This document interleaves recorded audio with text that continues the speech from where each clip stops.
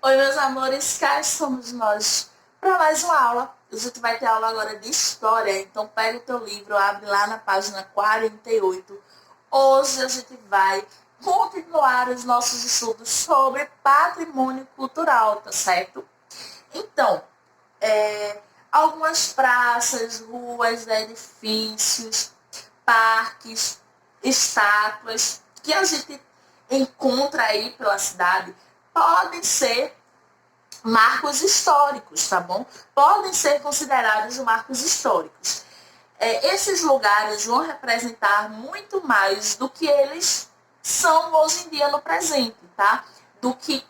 De qual função eles têm hoje em dia no presente. Eles vão representar, vão ter conexões com o passado, né? Com a história que aconteceu há muitos anos atrás. E vão integrar o patrimônio cultural de um povo, de uma cidade. E as novas gerações vão ter acesso a esses lugares. E por isso esses lugares eles precisam ser preservados, tá? Então, o que é o patrimônio cultural, tia? Patrimônio cultural é todo bem móvel, imóvel ou natural com significado importante para uma sociedade. Então, por exemplo, uma ponte que foi construída há 100 anos atrás. A gente tem a ponte Duarte Coelho, no centro da cidade de Recife, que foi construída pelos holandeses há mais de 100 anos, há mais de um século. Isso foi um marco histórico na história de Recife, né? Então, faz parte do desenvolvimento da cidade e tem muito a contar sobre uma época. Né? Foi a época que os holandeses estavam aqui em Recife. Então, isso é um patrimônio cultural. Vai contar sobre a história da cidade, vai contar sobre o que acontecia naquela época. E as pessoas de hoje em dia, né, podem ter acesso, podem saber mais sobre a história daquele ano através daquela ponte, tá? Então é um bem que digamos que é um imóvel, né? É um bem construído que tem um significado importante para a história da cidade do Recife, tá? Vamos pensar também em igrejas. Uma igreja que tenha sido construída, levantada por escravos, né? Há mais de um século atrás, no tempo da escravidão. E até hoje essa igreja está lá, no mesmo lugar, né, em pé. E aí a gente pode considerar como patrimônio cultural, tá? Pelos mesmos motivos. Vai contar muito da época, de uma época da cidade, tá? Onde os costumes eram diferentes, onde o agir das pessoas eram diferentes e onde toda a estrutura da cidade era diferente, tá? E hoje em dia ela tem muito mais do que só a função dela. Qual a função da igreja? As pessoas vão à igreja para cultuar. Então, ela vai carregar em si muito mais do que ser só um lugar para cultuar a um Deus. Ela vai carregar histórias, vai carregar muito de uma época, muitas características de uma época. E aí, hoje, a gente pode ter noção do que acontecia naquela época através daquele patrimônio daquela igreja.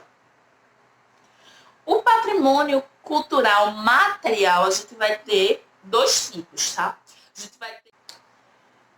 A gente vai ter dois tipos de patrimônios culturais. A gente vai ter os patrimônios culturais materiais e os imateriais, tá? Os materiais são todos aqueles bens que podem ser tocados. Então, a gente vai ter como exemplo imóveis, tá? Como, por exemplo, igrejas, casas. Em Olinda, por exemplo, tem muitas casas antigas. Então, são casas da época colonial que são hoje patrimônio cultural material. A gente vai ter também sítios arqueológicos e bens individuais, tá? o que seria bens individuais. Por exemplo, é algo que pertenceu a alguém muito importante. Um livro, uma roupa, um chapéu, tá? A gente vai ter também móveis, como móveis que ficam expostos em museus. Então, sofá, cama, tá? Documentos, fotografias, tá bom? E o patrimônio cultural e material são os bens culturais que não podemos tocar com as nossas mãos, tá? O que é que tem no patrimônio cultural e material, tia? Tem os saberes de um povo, a sabedoria, as histórias, tá? As músicas, as brincadeiras, as lendas, tudo isso que é passado de geração em geração de forma oral, a gente tem como patrimônio cultural e material. Mas, tia, como é que alguma coisa se torna um patrimônio cultural? Desde que conte uma história, seja algo muito antigo. Tem um instituto, que é o Instituto do Patrimônio Histórico e Artístico Nacional, que é o IPAM. É o órgão responsável por tornar algumas coisas patrimônio histórico. Então, como é que algo se torna? Quando o IPAM identifica aquela casa, por exemplo, como um patrimônio cultural, o que é que vai acontecer? Vai acontecer o tombamento, tá? O que seria tombar um patrimônio? É transformar essa casa, por exemplo, que a gente falou, né, em algo que não pode ser tocado, não pode ser destruído, não pode ser reformado, não pode ser modificado, a fim de preservar isso para que futuras gerações possam ter conhecimento daquilo que está se querendo preservar, daquilo que se conta a história de um lugar, tá?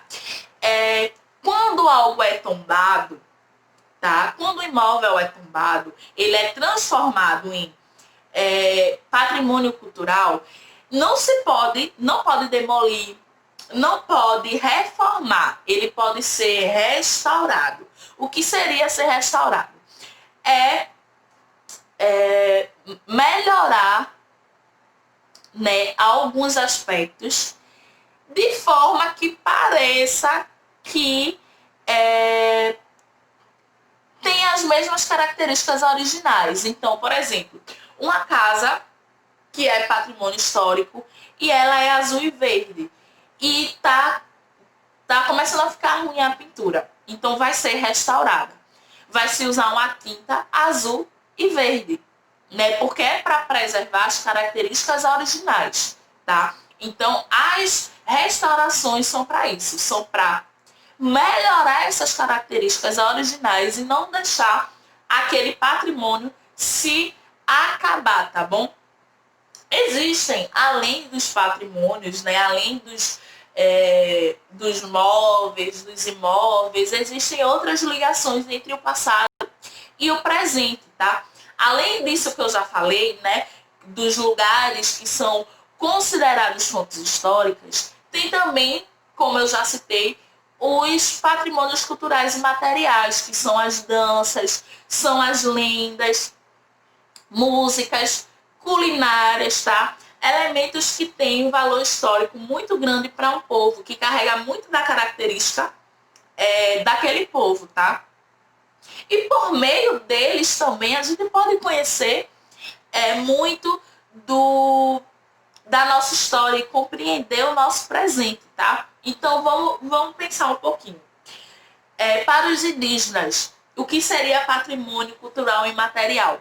As lendas, tá? Seria também a questão das comidas típicas, das danças, dos rituais, tá certo? Para as pessoas que são descendentes dos negros trazidos da África. Então, as comidas, as roupas também são patrimônio cultural e material, que os ajudam a entender um pouco da sua história, tá bom? E existem também danças, as danças, né? Para os indígenas, tem as danças que eles fazem nos rituais.